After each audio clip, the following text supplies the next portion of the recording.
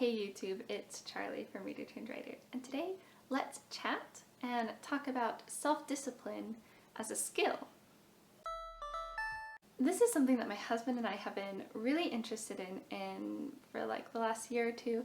It's something that's really important to my husband because he runs his own business, he works from home, and so he has to set his own hours and find ways to be motivated to work. I put motivated in quotes there because sometimes we think that being motivated is kind of the same as being disciplined. At least sometimes we use those words together. And motivation is really fleeting, and at least in the moment. And so you have to find ways to be disciplined even when you don't have motivation to be disciplined, which is the hard part, right? Before my husband and I started learning about how to be disciplined, I always thought of self-discipline as like making yourself do stuff when you didn't want to, or making yourself do things that were hard and just forcing yourself to do it. Oh, that person, they always do their homework, they're so disciplined. That person, they never eat treats even at family parties, they're so disciplined. They don't eat sugar, they must be so disciplined. There are times when obviously all of us want to do those things, and so it's easy to say, well, those people must just be more disciplined than I am because I have a hard time doing that.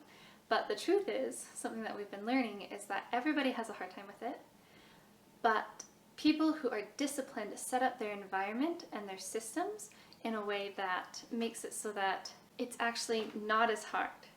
And that is a really cool concept to me because that means that I'm not just inherently lazy or just gluttonous or whatever. I would rather read than do my homework when I was in school. That doesn't mean I'm lazy. Or of course if there's oatmeal cream pie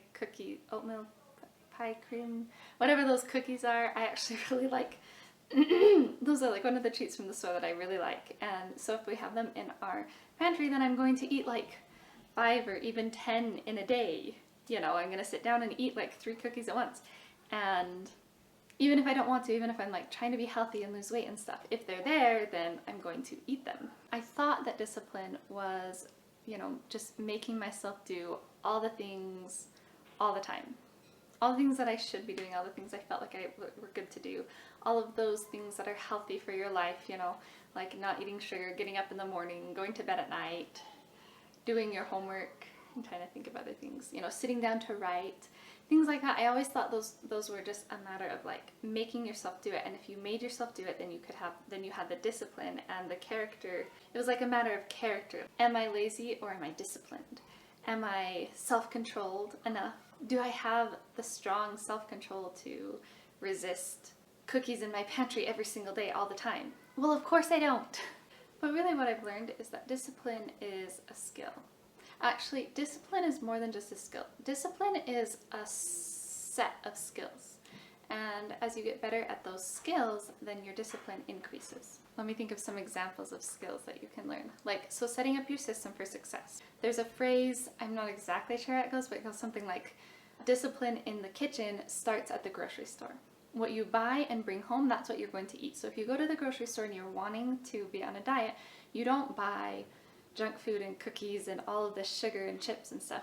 You go to the store and you buy healthy food and you bring it home and you cut up your vegetables, and when you get home and into little containers, and you have salad stuff ready, and you cook up some chicken to have in the fridge so it's easy to grab, and you do those things so that when you go to the pantry, you can grab a handful of almonds instead of a handful of chips.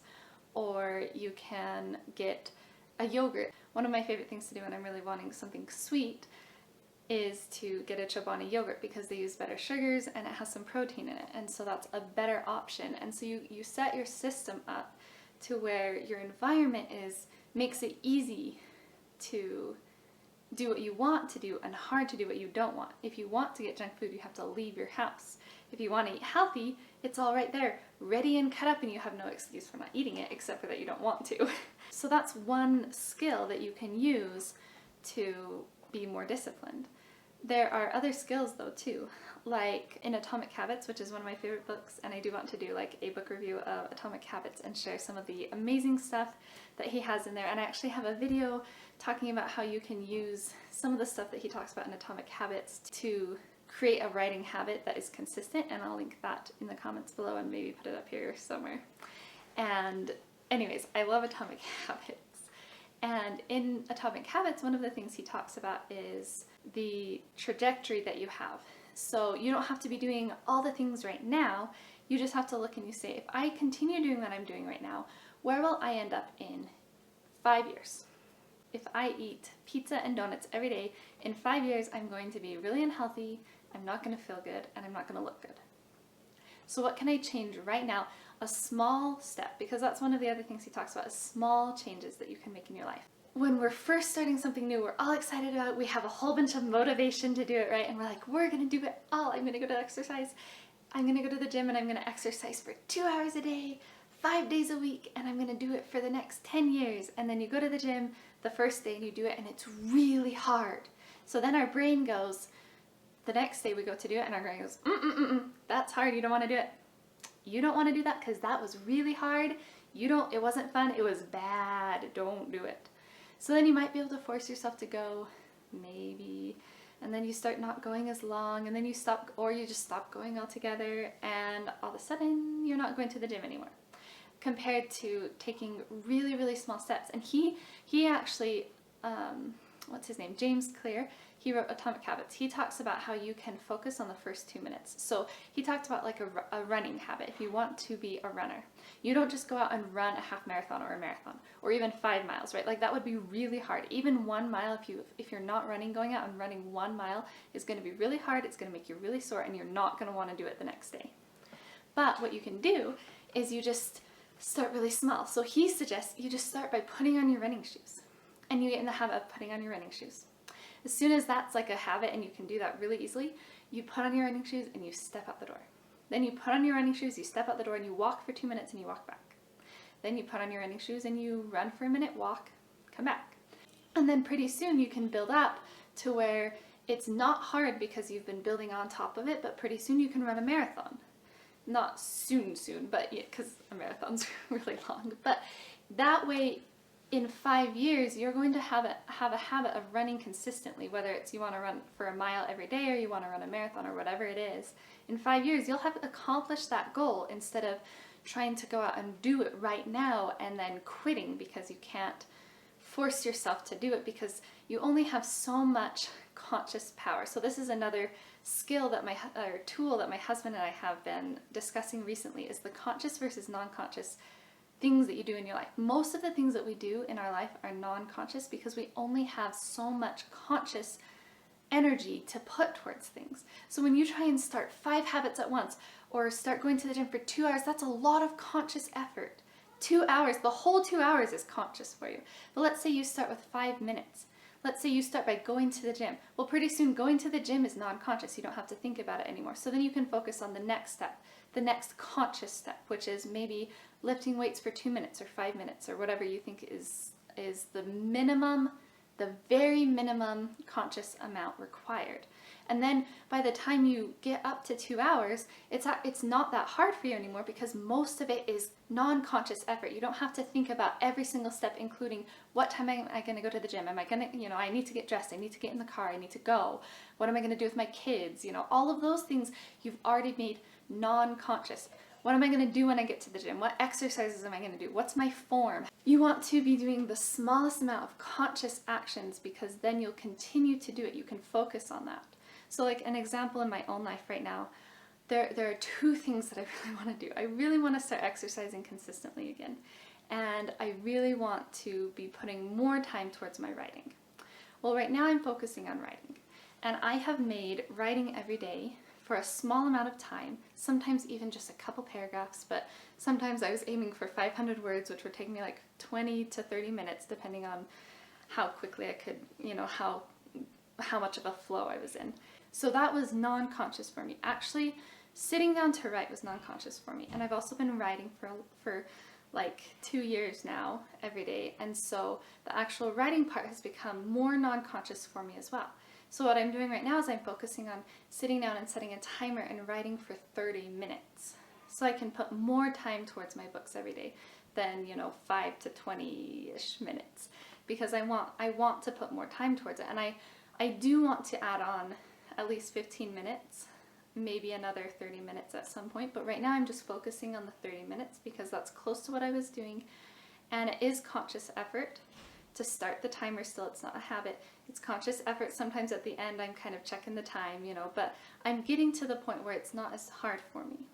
Well, I don't want to add on exercise yet until I know that my writing is non-conscious there. But as soon as I'm done doing that, we have a treadmill in the basement, and I'm going to start walking and jogging on the treadmill for 5 minutes. And then I'm going to add in weightlifting, and then I might add on time or whatever. But I'm going to start really small so that it's not something that I hate, so that my brain doesn't go, oh, you don't want to do that, that's hard. And so that it becomes non-conscious, so it doesn't take the energy that I need, because a lot of my energy goes towards my children, because children just take a lot of energy, but a lot of that is non-conscious too, like when I change diapers. And obviously sometimes with writing it takes conscious effort still if I'm trying to do something that's a little bit harder, but I do want to build healthy habits and I want to be self-disciplined. But I really think that self-discipline is not about making yourself do things when you don't want to do it. Self-discipline is about creating habits so that it's easy to do things that aren't necessarily fun, because everybody has to grind. Right? Everybody has to do monotonous things if they want to be great at something. At first it's novel and it's fun, but you get to the point where you just have to put in the work that isn't very fun. But if it's non-conscious, then it's at least not like really, really hard every single time you go to do it. And so then you're going to continue to do it. And I really believe that small but consistent is better than big but inconsistent. I think that small but consistent is almost always, if not always, going to give you better results. It's going to be better in the long run. And so creating small but consistent habits and then creating your environment to support those small but consistent habits is going to give you the self-discipline that you think you don't have. Yeah, that's basically the point of this whole video. So I would highly recommend reading Atomic Habits, and if you can subscribe if you're not subscribed already, and keep a lookout for the review on Atomic Habits. It will probably come out in January or February, I'm thinking, because I already have a book review on a writing craft book for November and December planned. So yeah, but I would highly recommend reading that book if you are interested in creating lasting habits. And I have reread it now, I think 3 times, and every time I reread it I get something new out of it, and it just feels like it is so encouraging, because instead of having to try and do it all and have everything figured out, it's like, no, you just figure out where you want to be, what direction you want to go, where do you want to end up, and then you start making small changes that become non-conscious in your life. And once they become non-conscious, you can make more small changes towards that trajectory, so that you can slowly change the way that your life is going. So that, like right now, if my life were to stay the same in 5 years, I wouldn't be happy with where I'm at, but because I am making the small changes, I will be happy with where I'm at, because I know that I can make those small changes consistent and that they will make a difference over the long run. And at the end of my life, I'll be able to look back and be happy with how I acted in my life, because I set up my life and my environment and my habits and my systems and everything to help support me in going the direction that I want to go and become the kind of person that I want to be. And that is what self-discipline is really, that is the true skill of self-discipline. So anyways, I'm going to start rambling now if I don't end the video, so I'm going to just end the video here. And I would love to hear your thoughts in the comments below. Do you have any systems or tips for creating habits or anything like that? I would love to hear them. And yeah, just let me know what you think about self-discipline.